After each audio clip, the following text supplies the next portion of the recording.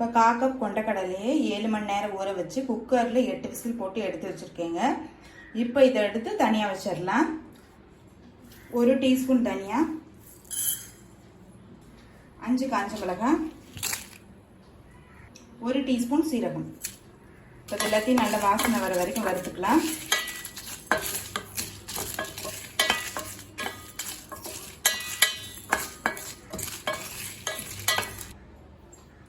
இப்போ இது கூடவே 1 டேபிள் ஸ்பூன் தேங்காய் துருவல் சேர்த்துக்கலாம்.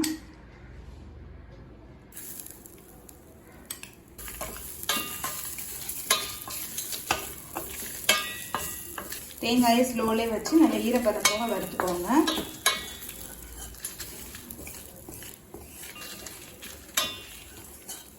தேங்காயை ஈரப்பதம் போக வறுத்தாச்சு. இப்போ இது எல்லாத்தையும் தண்ணி சேர்க்காம மிக்சியில நைஸா அரைச்சிக்கலாம். கடாயில தேவையான அளவு எண்ணெய், 1 டீஸ்பூன் கடுகு, 1/2 டீஸ்பூன் உளுந்து,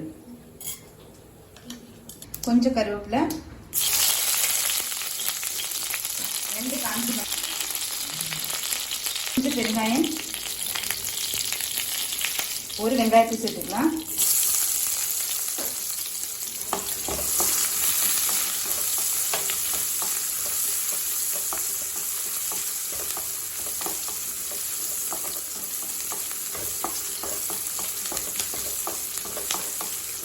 பொடியா நறுக்கின பூண்டு,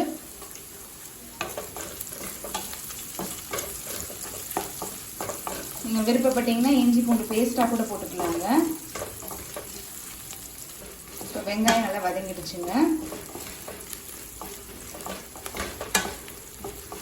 தேவையான அளவு உப்பு, வேக வச்ச கொண்டக்கடலை இது கூடவே சேர்த்துக்கலாம்.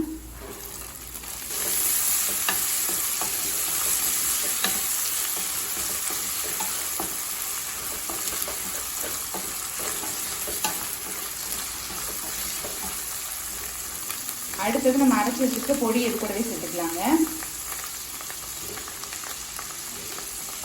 கொஞ்சமா மிளகுத்தூள் சேர்த்துக்கலாம்.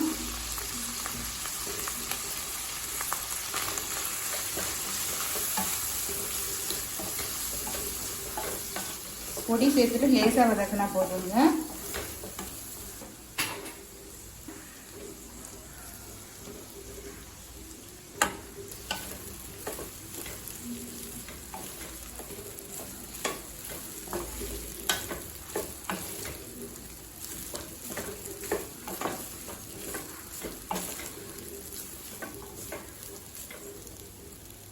கொஞ்சமா கொத்தமல்லி சேர்த்துக்கலாம்.